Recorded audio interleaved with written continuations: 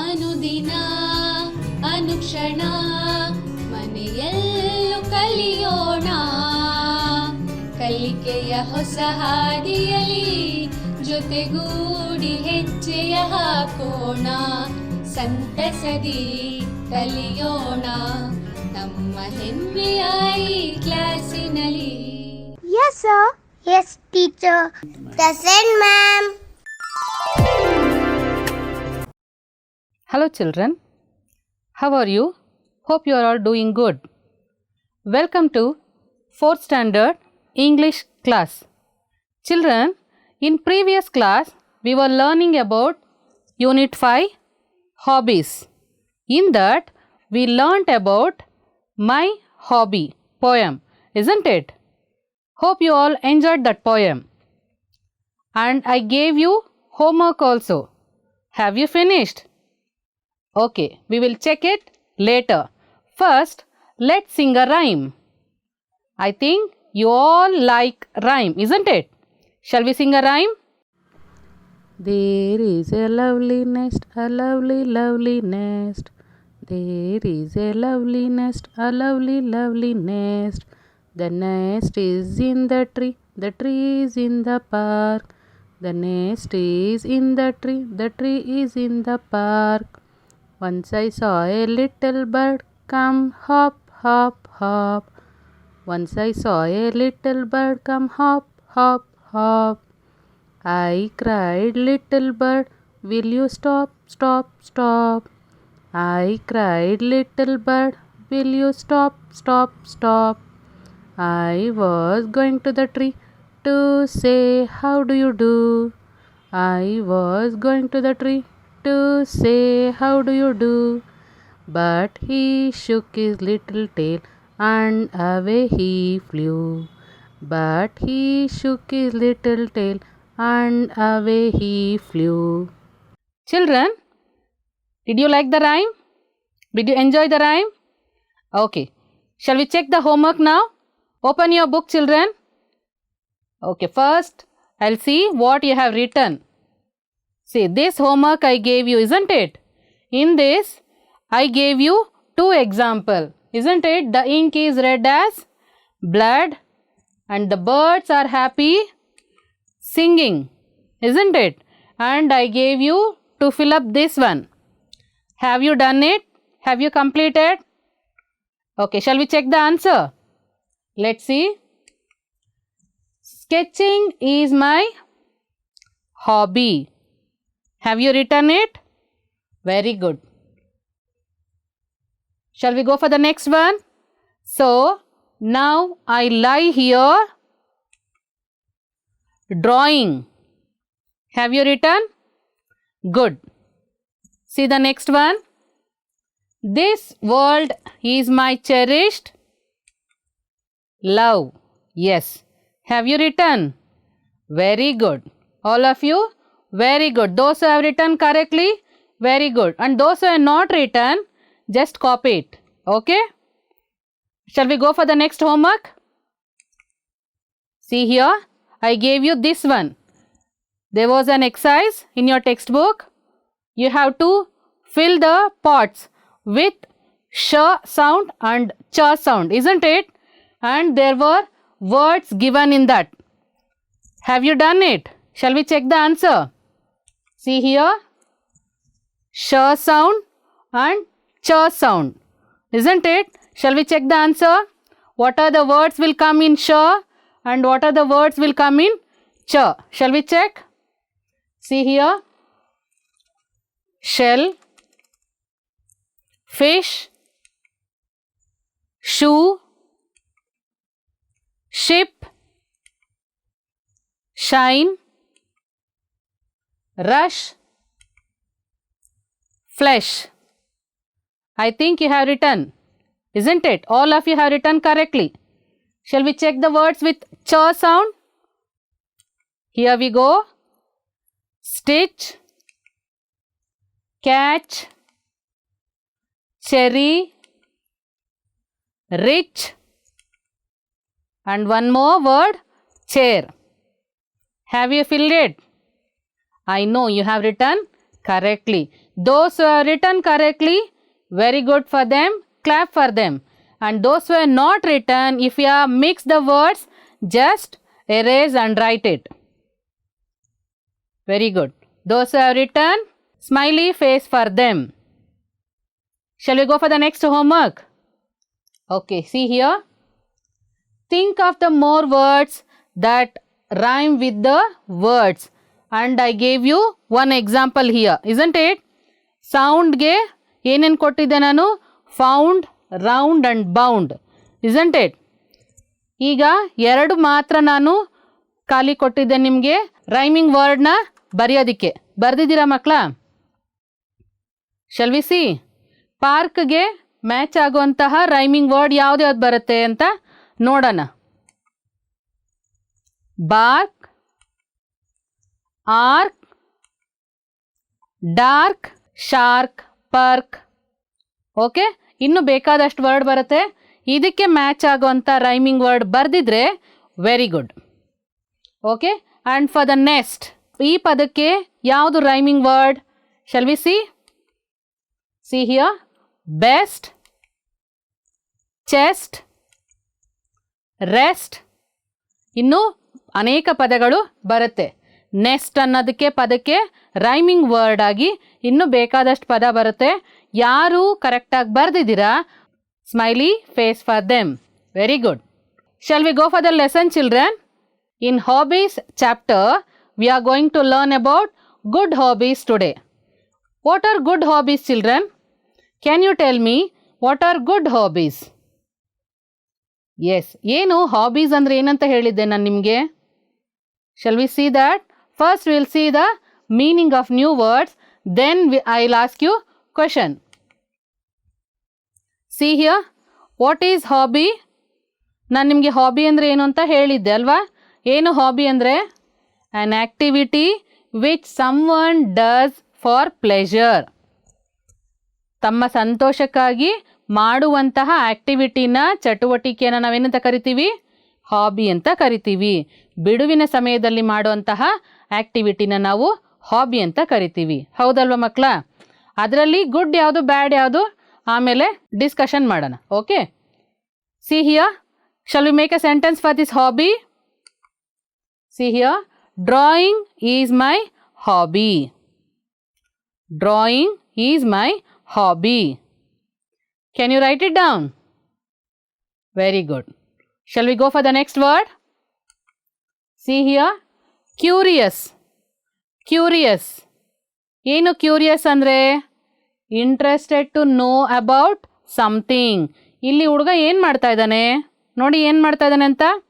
S, ಟೆಲಿಸ್ಕೋಪಿಂದ ದೂರ ಕಾಣಿಸೋದು ಏನಿರ್ಬೋದು ಅಂತ ಕ್ಯೂರಿಯಸ್. ಕ್ಯೂರಿಯಸ್ ಅಂದರೆ ಕನ್ನಡದಲ್ಲಿ ಏನಂತಾರೆ? ಎಸ್, ಕುತೂಹಲ. ಕ್ಯೂರಿಯಸ್ ಅಂದರೆ ಏನು? ಕುತೂಹಲ. Very good. Shall we make a sentence for this one? See here, Abhi is curious to know about stars in the sky. ಆಕಾಶದಲ್ಲಿ ಏನಿದೆ ಅಂತ ತಿಳ್ಕೊಳ್ಳೋದಕ್ಕೆ ಅಬಿಗೆ ಏನಾಗಿದೆ ಇಲ್ಲಿ?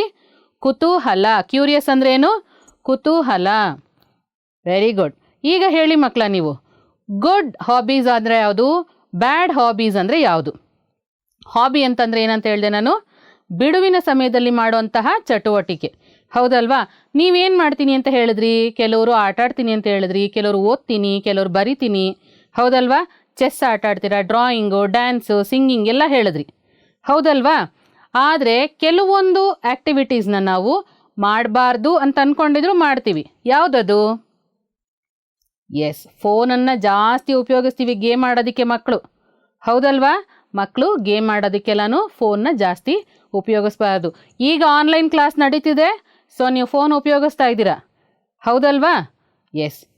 ಆದರೆ ಗುಡ್ ಹಾಬೀಸ್ ಅಂತಂದರೆ ನೀವೇನು ಮಾಡಬೇಕು? ಯಾವುದ್ಯಾವುದು ಗುಡ್ ಹಾಬೀಸ್ ನಿಮಗೆ? Yes, drawing, painting, playing. Yes, ಇದೆಲ್ಲನೂ ಒಳ್ಳೆ ಅಭ್ಯಾಸ. ಮುಂದಕ್ಕೆ ನೀವು ಉಪಯೋಗ ಆಗುವಂಥದ್ದನ್ನು ನಾವು ಗುಡ್ ಹಾಬೀಸ್ ಅಂತ ಕರಿತೀವಿ.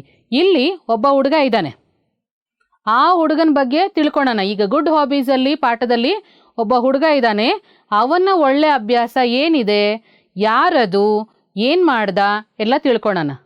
Shall we read the lesson ನಾವು? Shall we read the lesson, children? Okay, keep your books open and we'll read the lesson now. See here. Good hobbies. You have to read after me, children. Keep your books open. Yes, shall we read?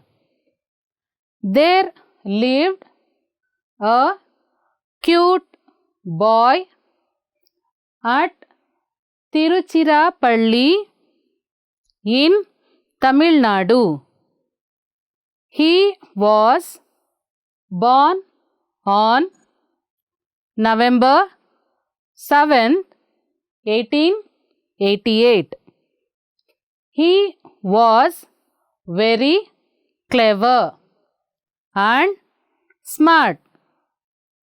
He was good in his studies and had good hobbies too. He loved to swim in the village pond for hours. He had so many friends to play with. They loved flying kites. They used to make colorful kites. The boy was always busy. Are you reading with me, children? Yes. When he had no work, he used to go for a long walk. He loved to watch the beauty of nature. He was very curious about everything around him. The boy waited for evening every day because it was time to listen to stories from his father. Many village people used to come to his father to listen to the stories of the Ramayana, the Mahabharata and other stories. The father also used to play on the veena and violin. The boy enjoyed the sweet music. He was so curious to know everything. Did you read the lesson, children? Did you read with me? Yes. Shall I explain it now? Okay. I'll explain it now. You have to make a note of that. Okay.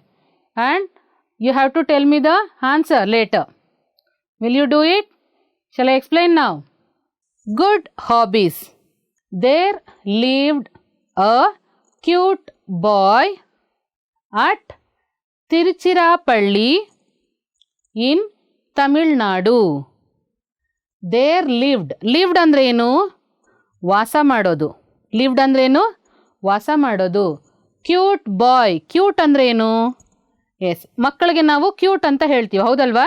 Cute ಅಂದ್ರೆ ಏನು? ಮುದ್ದಾದ ಹುಡುಗ. ಒಬ್ಬ ಮುದ್ದಾದ ಹುಡುಗ ತಿರುಚಿರಾಪಳ್ಳಿ ಅನ್ನೋಂಥ ಸ್ಥಳ, ತಮಿಳ್ನಾಡಲ್ಲಿರುವಂಥ ಒಂದು ಸ್ಥಳದಲ್ಲಿ ವಾಸವಾಗಿದ್ದ. He was Born on November 7th, 1888. ಮಕ್ಕಳ ಇಲ್ಲಿ ನೋಡಿಲಿ, ಹಿ ವಾಸ್ ಬಾರ್ನ್ ಅಂದರೆ ಏನು? ಹುಟ್ಟುವುದು. ಅವನು ಯಾವಾಗ ಹುಟ್ಟಿದ ಅಂತ ಹೇಳ್ತಾ ಇದ್ದಾರೆ? November 7th, 1888. ನಂಬರನ್ನು ಓದಬೇಕಾದ್ರೆ ಇಲ್ಲಿ 1888 ಅಂತ ಕನ್ನಡದಲ್ಲಿ ಓದ್ತೀವಿ, ಆದರೆ ಇಂಗ್ಲೀಷಲ್ಲಿ ಓದಬೇಕಾದ್ರೆ ಇದನ್ನು ಇದೇ ಎರಡನ್ನು ಬೇರೆ ಭಾಗವಾಗಿ ಓದಬೇಕು ಮತ್ತು ಇದನ್ನು ಬೇರೆ ಭಾಗವಾಗಿ ಓದಬೇಕು. 1888 ಅಂತ ಹೇಳಬೇಕು. ಓಕೆ, ಅವನು ಯಾವಾಗ ಹುಟ್ಟಿದ್ದು? November 7th, 1888. Okay, he was very clever ಅಂದರೆ ಏನು? ಬುದ್ಧಿವಂತ. ಕ್ಲೆವರ್ ಅಂದರೆ ಏನು? ಬುದ್ಧಿವಂತ. ಅವನು ತುಂಬ ಬುದ್ಧಿವಂತ ಆಗಿದ್ದ. ಆ್ಯಂಡ್ ಸ್ಮಾರ್ಟ್ ಅಂದರೆ ಏನು? ತುಂಬ ಚತುರನಾಗಿದ್ದ. ಅವನು ತುಂಬ ಚತುರನಾಗಿದ್ದ. He was good in his studies ಅಂದರೆ ಏನು? ಓದುವುದರಲ್ಲಿ ಅವನು ತುಂಬ ಚೆನ್ನಾಗಿ ಇದ್ದ, ಒಳ್ಳೆ ಪರ್ಫಾರ್ಮೆನ್ಸ್ ಕೊಡ್ತಿದ್ದ. And had good hobbies too. ಅವನು ಬರೀ ಓದೋದ್ರಲ್ಲಿ ಮಾತ್ರ ಚೆನ್ನಾಗಿರಲಿಲ್ಲ, ಅವನಿಗೆ ಒಳ್ಳೆ ಹಾಬೀಸ್ ಕೂಡ ಇತ್ತು.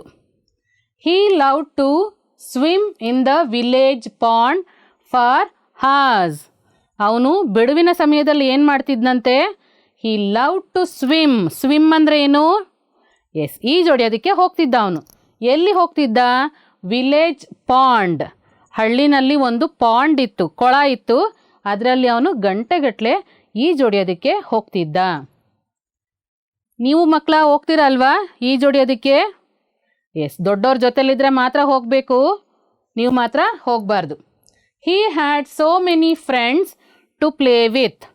ಅವನಿಗೆ ಅನೇಕ ಫ್ರೆಂಡ್ಸ್ಗಳು ಆಟ ಆಡೋದಕ್ಕೆ ಜೊತೆಯಲ್ಲಿ ಇದ್ದರು. ದೇ ಲವ್ಡ್ ಫ್ಲೈಯಿಂಗ್ ಕೈಟ್ಸ್ ಅಂದರೆ ಏನು ಮಕ್ಕಳ? ಗಾಳಿಪಟ ಹಾರಿಸೋದು ಅಂತಂದರೆ ಅವರಿಗೆ ತುಂಬ ಇಷ್ಟ ಇತ್ತು. ಆ ಫ್ರೆಂಡ್ಸ್ಗಳೆಲ್ಲ ಸೇರ್ಕೊಂಡು ಏನು ಮಾಡ್ತಿದ್ರಂತೆ ದಿನಾನು? ಈಜೊಡೆಯಕ್ಕೆ ಹೋಗ್ತಿದ್ರು, ಗಾಳಿಪಟ ಹಾರಿಸೋದಕ್ಕೆ ಹೋಗ್ತಿದ್ರು. They use to make colourful kites. ಅವರು ಏನು ಮಾಡ್ತಿದ್ರಂತೆ? ಹೊಸ ಬಣ್ಣದ ಗಾಳಿಪಟವನ್ನು ಮಾಡ್ತಿದ್ರು. The boy was always busy. ಅವನು ಈ ಥರ ಕೆಲಸಗಳು ಮಾಡ್ತಾ ಇದ್ದರಿಂದ ಅವನು ಯಾವಾಗಲೂ ಬ್ಯುಸಿಯಾಗಿದ್ದ, ಸೋಮಾರಿಯಾಗಿ ಇರಲಿಲ್ಲ. ಅವನು ಸುಮ್ಮನೆ ಟೈಮನ್ನು ವೇಸ್ಟ್ ಮಾಡ್ತಾ ಇರಲಿಲ್ಲ. When he had no work. ಅವನಿಗೆ ಯಾವುದೇ ಕೆಲಸ ಇಲ್ಲದೆ ಇದ್ದಾಗ ಏನು ಮಾಡ್ತಿದ್ದ ಅವನು? He use to go for a long walk. ಅವನೇನು ಮಾಡ್ತಿದ್ದಂತೆ? ವಾಕಿಂಗ್ಗೆ ಹೋಗ್ತಿದ್ದ. ವಾಕ್ ಮಾಡೋದು ಒಳ್ಳೆ ಅಭ್ಯಾಸ, ಹೌದಲ್ವ ಮಕ್ಕಳ? ವಾಕ್ ಮಾಡಬೇಕು. He love to watch the beauty of nature. ಅವನು ಹೊರಗಡೆ ವಾಕ್ ಹೋಗ್ಬೇಕಾದ್ರೆ ಏನು ಮಾಡ್ತಿದ್ದ ಅವನು? ಲವ್ ಟು ವಾಚ್ ಅಂದ್ರೇನು? ಗಮನಿಸೋದು. ಏನನ್ನು ಗಮನಿಸ್ತಿದ್ದ ಅವನು? ಬ್ಯೂಟಿ ಆಫ್ ನೇಚರ್ ಅಂದರೆ ಪ್ರಕೃತಿ ಸೌಂದರ್ಯವನ್ನು ಅವನು ನೋಡೋದಕ್ಕೆ ಇಷ್ಟಪಡ್ತಿದ್ದ. He was very curious about everything around him. ಅವನಿಗೆ ಬಹಳ ಕುತೂಹಲ. ಹೊರಗಡೆ ಅವನ ಸುತ್ತಮುತ್ತ ಏನಾದರೂ ಹೊಸದಾಗಿ ಕಾಣಿಸಿದ್ರೆ ಅವನಿಗೆ ಅದನ್ನು ತಿಳ್ಕೋಬೇಕು ಅಂತ ಅವನಿಗೆ ಬಹಳ ಕುತೂಹಲ. The boy weighted for evening every day. ಅಂದರೆ ಆ ಹುಡುಗ ಕಾಯ್ತಿದ್ದ, ಪ್ರತಿ ದಿನ ಸಾಯಂಕಾಲ ಯಾವಾಗ ಆಗುತ್ತೆ ಅಂತ ಕಾಯ್ತಿದ್ದ. ಯಾಕಂತೆ? Because it was time to listen to stories from his father. ಅವನ ತಂದೆ ಅವನಿಗೆ ಕಥೆಯನ್ನು ಹೇಳೋವಂಥ ಸಮಯ. ಯಾವಾಗ ಹೇಳ್ತಿದ್ರು? ಸಾಯಂಕಾಲದಲ್ಲಿ. ಅದನ್ನು ಕೇಳಿಸ್ಕೊಳೋದಕ್ಕೆ ಅವನಿಗೆ ತುಂಬ ಆಸೆ. ಅದಕ್ಕೆ ಅವನೇನು ಮಾಡ್ತಿದ್ದ? ಸಾಯಂಕಾಲ ಯಾವಾಗ ಆಗುತ್ತೆ ಅಂತ ಕಾಯ್ತಿದ್ದ. ಬರೀ ಅವನು ಮಾತ್ರ ಕಾಯ್ತಿದ್ದಿರಲಿಲ್ಲ. ನೋಡಿ ಇಲ್ಲಿ, many village people use to come to his father. ಅನೇಕ ಹಳ್ಳಿ ಜನ ಕೂಡ ಅವ್ರ ಮನೆಗೆ ಬರ್ತಿದ್ರು. ಏನಕ್ಕೆ? To listen to the stories of Ramayana, the Mahabharata and other stories. Ramayana ಕತೆ, ಮಹಾಭಾರತದ ಕಥೆಗಳು ಮತ್ತು ಬೇರೆ ಕಥೆಗಳನ್ನು, ನೀತಿ ಕಥೆಗಳನ್ನು ಅವ್ರ ತಂದೆ ಹೇಳ್ತಿದ್ರು. ಅದನ್ನು ಕೇಳಿಸ್ಕೊಳಕ್ಕೋಸ್ಕರ ಹಳ್ಳಿ ಜನ ಕೂಡ ಬರ್ತಿದ್ರು. ಎಲ್ಲಿಗೆ ಬರ್ತಿದ್ರು? ಎಸ್, ಆ ಹುಡುಗನ ಮನೆಗೆ ಬರ್ತಾ ಇದ್ರು. ಅವ್ರ ತಂದೆ the father also use to play on the veena and violin. Veena ಮತ್ತು ವೈಲಿನ್ ಏನಿದು? ಏನದು? ಎಸ್, ಸಂಗೀತ ವಾದ್ಯಗಳು. ವೀಣೆ ಮತ್ತು ವೈಲಿನ್ ಇದನ್ನು ಕೂಡ ಅವ್ರ ತಂದೆ ನುಡಿಸ್ತಾ ಇದ್ರು. ಅದನ್ನು ಕೇಳಿಸ್ಕೊಳಕ್ಕೆ ಕೂಡ ಜನ ಬರ್ತಿದ್ರು. ಆ ಹುಡುಗ ಕೂಡ ಅವ್ರ ತಂದೆ ನುಡಿಸೋದನ್ನು ಕೇಳಿಸ್ಕೊಳಕ್ಕೆ ತುಂಬ ಇಷ್ಟಪಡ್ತಿದ್ದ. The boy enjoyed sweet music. ಆ ಹುಡುಗ ಆ ಒಳ್ಳೆ ಸಂಗೀತವನ್ನು ಕೇಳಿಸ್ಕೊಂಡು ಎಂಜಾಯ್ ಮಾಡ್ತಿದ್ದ. He was so curious to know everything. ಅವನು ಹಾಡನ್ನು ಕೇಳಿಸ್ಕೊಂಡು ಅದ್ರ ಬಗ್ಗೆ ಕೂಡ ಕಲಿತಿದ್ದ, ಮತ್ತು ಕತೆಗಳನ್ನು ಕೇಳಿಸ್ಕೋತಿದ್ದ. ಅವನು ತಂದೆ ಜೊತೆಗಿದ್ದು ಯಾವಾಗಲೂ ಹೊಸ ಹೊಸ ವಿಷಯ ತಿಳ್ಕೊಳೋದಕ್ಕೆ ತುಂಬ ಕ್ಯೂರಿಯಸ್ ಆಗಿದ್ದ, ಕುತೂಹಲ ಜಾಸ್ತಿ ಇತ್ತು ಅವನಿಗೆ. Did you like the story children? Did you like the story? Okay, shall we go for the exercise part? See here. In lesson, you learned many words, new words, isn't it? So, what you have to do? Fill in the blanks in the balloons with their opposites. ನಿಮ್ಮ text ಬುಕ್ಕಲ್ಲಿ ಈ opposites exercise ಇದೆ. Opposites ಅಂದರೆ ಏನು ಮಕ್ಕಳ? S, ವಿರುದ್ಧ ಪದಗಳು. ವಿರುದ್ಧ ಪದಗಳನ್ನು ನೀವು ಬರಿಬೇಕು. ಪದಗಳನ್ನು ಇಲ್ಲಿ ಕೊಟ್ಟಿದ್ದಾರೆ, ಪಕ್ಕದಲ್ಲಿ ಬಲೂನ್ ಕೊಟ್ಟಿದ್ದಾರೆ. ಬಲೂನಲ್ಲಿ ಒಂದು ಎಕ್ಸಾಂಪಲ್ ನಿಮಗೆ ಕೊಟ್ಟಿದ್ದಾರೆ. ಗುಡ್ಗೆ ವಿರುದ್ಧ ಪದ ಏನು? ಬ್ಯಾಡ್. ಗುಡ್ಗೆ ವಿರುದ್ಧ ಪದ ಏನು? ಎಸ್, ಬ್ಯಾಡ್. ಅದೇ ಥರನೇ ಈಗ ಸ್ಮಾರ್ಟ್. ಸ್ಮಾರ್ಟ್ ಅಂತ ಕೊಟ್ಟಿದ್ದಾರೆ, ಅದಕ್ಕೆ ವಿರುದ್ಧ ಪದವನ್ನು ನೀವು ಇಲ್ಲಿ ಹುಡುಕಿ ಬರಿಬೇಕು. ಇಲ್ಲಿ ಪದಗಳನ್ನು ಕೊಟ್ಟಿದ್ದಾರೆ, ಆ ಪದಗಳಲ್ಲಿ ಇರೋದನ್ನು ಹುಡುಕಿ ನೀವು ಅದಕ್ಕೆ ಬರಿಬೇಕು. ಸ್ಮಾರ್ಟ್ ಅಂದರೆ ಏನಂತ ಹೇಳಿದೆ ನಾನಾಗಲೇ?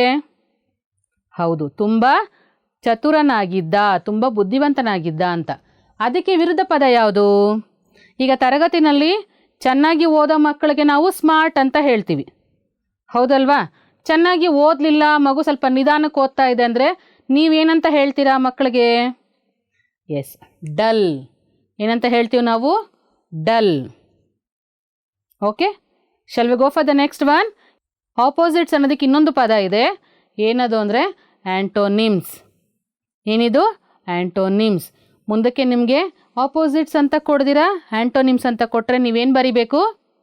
ಎಸ್, ವಿರುದ್ಧ ಪದಗಳನ್ನು ಬರಿಬೇಕು. Okay, shall we go for the next one? Yes, see here. ಇದಕ್ಕೆ ವಿರುದ್ಧ ಪದ ಏನು? ಫ್ರೆಂಡ್. ಫ್ರೆಂಡ್ಗೆ ವಿರುದ್ಧ ಪದ ಏನು? Yes, very good. ಏನು? ಎನಿಮಿ. ನಮಗೆ ಇಷ್ಟ ಇಲ್ಲದೆ ಇರೋರನ್ನ ನಾವು ಎನಿಮಿ ಅಂತ ಹೇಳ್ತೀವಿ, ಹೌದಲ್ವಾ? ಸ್ವೀಟ್. ಸ್ವೀಟ್ ಅಂದರೆ ಏನು? ಎಸ್, ಸಿಹಿಯಾಗಿರೋದು. ಅದಕ್ಕೆ ವಿರುದ್ಧ ಪದ ಏನು? ಎಸ್, ಕಹಿ, ಹೌದಲ್ವಾ? ಬಿಟರ್. ಏನಂತೀವಿ? ಬಿಟರ್. Very good. ಲವ್. ಲವ್ಗೆ ವಿರುದ್ಧ ಪದ ಏನು? ಎಸ್, ಏನು? ಹೇಟ್. ಲವ್ಗೆ ವಿರುದ್ಧ ಪದ ಏನು? ಹೇಟ್. ಲಾಂಗ್. ಲಾಂಗ್ಗೆ ವಿರುದ್ಧ ಪದ ಏನು? Very good. ಶಾರ್ಟ್. ಲಾಂಗ್ಗೆ ವಿರುದ್ಧ ಪದ ಏನು? ಶಾರ್ಟ್. Long, short. ನ್ಯೂ. ಹೊಸದು. ಹೊಸದಕ್ಕೆ ವಿರುದ್ಧ ಪದ ಏನು? S, old. ಹಾರ್ಡ್. ಹಾರ್ಡ್ ಅಂದರೆ ಗಟ್ಟಿಯಾಗಿರೋದು. ಅದಕ್ಕೆ ವಿರುದ್ಧ ಪದ ಏನು? Shall we C? ಸಾಫ್ಟ್ ಅಂದರೆ ಮೃದುವಾಗಿರೋದು. ಮೃದುವಾಗಿರೋದು. ಹಾರ್ಡ್ಗೆ ವಿರುದ್ಧ ಪದ ಏನು? Soft. Okay, did you copy in your text book children? Did you copy? Copy it down. Children, observe the picture and see what I have written on the board. See here. I park my car near the gate. I park my car near the gate.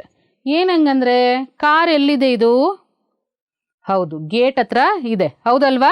ನಾನು ಗೇಟಿನ ಹತ್ತಿರ ಗಾಡಿಯನ್ನು ನಿಲ್ಲಿಸಿದ್ದೇನೆ. Park ಅಂದರೆ ಏನಿಲ್ಲ, ಈಗ ನಿಲ್ಲಿಸಿದ್ದೇನೆ, ಹೌದಲ್ವಾ? ನಾನು ನನ್ನ ಗಾಡಿಯನ್ನು ಗೇಟ್ ಹತ್ರ ನಿಲ್ಲಿಸಿದ್ದೀನಿ, ಪಾರ್ಕ್. ಹೌದಲ್ವಾ? ಈ ಪಾರ್ಕ್ನ ನಾವು ಏನಂತ ಕರಿತೀವಿ? ಯಾವ ಥರ ಪದ ಇದು?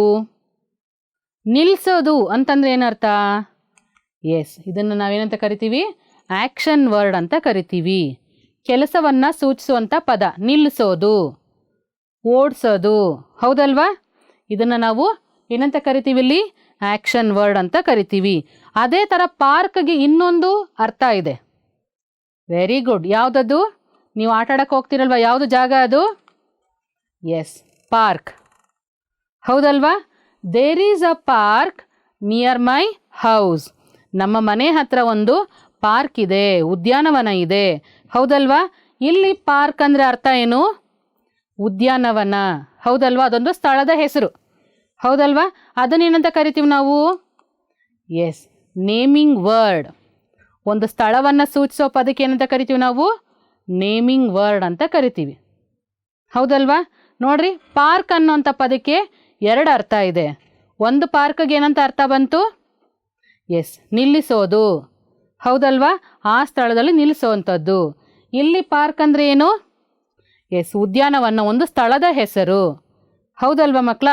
ಇಲ್ಲಿ ಪಾರ್ಕ್ಗೆ 2 ಅರ್ಥ ಇದೆ. ಒಂದು ಆ್ಯಕ್ಷನ್ ವರ್ಡ್ ಆಗಿ ಉಪಯೋಗಿಸ್ತೀವಿ, ಇನ್ನೊಂದು ನೇಮಿಂಗ್ ವರ್ಡ್ ಆಗಿ ಉಪಯೋಗಿಸ್ತೀವಿ.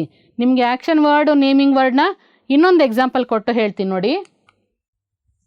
I ಕೂಮ್ my hair daily. ನೋಡಿ, ಇಲ್ಲಿ ಏನು ಮಾಡ್ತಾ ಇದ್ದಾರೆ? ಎಸ್, ತಲೆನ ಬಾಚ್ತಾ ಇದ್ದಾರೆ. ಹೌದಲ್ವಾ? ತಲೆ ಬಾಚ್ತಾ ಇದ್ದಾರೆ. ಹೌದಲ್ವ ಮಕ್ಕಳ? ಇಲ್ಲಿ ಬಾಚ್ತಾ ಇರೋದಕ್ಕೆ ನಾವೇನಂತ ಹೇಳ್ತೀವಿ? ಕೂಂಬ್. ಏನಂತ ಹೇಳ್ತೀವಿ? I ಕೂಮ್ my hair daily. ನಾನು ದಿನಾಲೂ ತಲೆ ಕೂದಲನ್ನು ಬಾಚ್ತೀನಿ. ಹೌದಲ್ವಾ? ಬಾಚೋದು, ಅದಕ್ಕೆ ನಾವಿಲ್ಲಿ ಕೂಂಬ್ ಅಂತ ಹೇಳ್ತೀವಿ. ಇಲ್ಲಿ ನಾವು ಮಾಡ್ತಾ ಇರೋದು ಕೆಲಸ. ಹೌದಲ್ವಾ? ಕೆಲಸ ಮಾಡ್ತಾ ಇದ್ದೀವಿ, ಅದಕ್ಕೆ ಅದನ್ನು ಏನಂತ ಕರಿತೀವಿ ನಾವು? Yes, action word. ಕೆಲಸವನ್ನು ಸೂಚಿಸುವಂಥ ಪದಕ್ಕೆ ಏನಂತ ಕರಿತೀವಿ ನಾವು? Action word. ನಾವಿಲ್ಲಿ ಏನು ಮಾಡ್ತಾ ಇದ್ದೀವಿ? ತಲೆ ಬಾಚ್ತಾ ಇದ್ದೀವಿ. ಹೌದಲ್ವಾ? ಹಾಗಾದರೆ ನೇಮಿಂಗ್ ವರ್ಡ್ ಆಗಿ ಏನಂತ ಹೇಳ್ತೀವಿ ನಾವು ಇದನ್ನು? ನೋಡಿ ಇಲ್ಲಿ, my sister carries a comb in her bag. ಬ್ಯಾಗ್ನಲ್ಲಿ ನನ್ನ ಸಿಸ್ಟರು ಕೂಂಬ್ ತಗೊಂಡೋಗ್ತಾಳೆ. ಹೌದಲ್ವಾ? ಕೂಂಬ್ ಅಂದರೆ ಏನಿಲ್ಲಿ? ಬಾಚಣಿಗೆ. Very good. ಕೂಂಬ್ ಅಂದರೆ ಏನು? ಬಾಚಣಿಗೆ. ಅದು ಒಂದು ವಸ್ತುವಿನ ಹೆಸರು. ಹೌದಲ್ವಾ? ತಲೆ ಬಾಚೋದಕ್ಕೆ ನಾವೇನು ಬಳಸ್ತೀವಿ? ಎಸ್, ಬಾಚಣಿಗೆ. ಆ ಬಾಚಣಿಗೆ ಅನ್ನೋದು ಒಂದು ವಸ್ತುವಿನ ಹೆಸರು. ವಸ್ತುವಿನ ಹೆಸರಾದರೆ ನಾವು ಅದಕ್ಕೇನಂತ ಕರಿತೀವಿ? Naming word. ಅರ್ಥ ಆಗ್ತಿದೆಯಾ ಮಕ್ಕಳ? ಎಸ್, ಕೆಲಸವನ್ನು ಸೂಚಿಸುವಂಥ ಪದಕ್ಕೆ ನಾವೇನಂತ ಕರಿತೀವಿ? ಆ್ಯಕ್ಷನ್ ವರ್ಡ್ ಅಂತ ಕರಿತೀವಿ.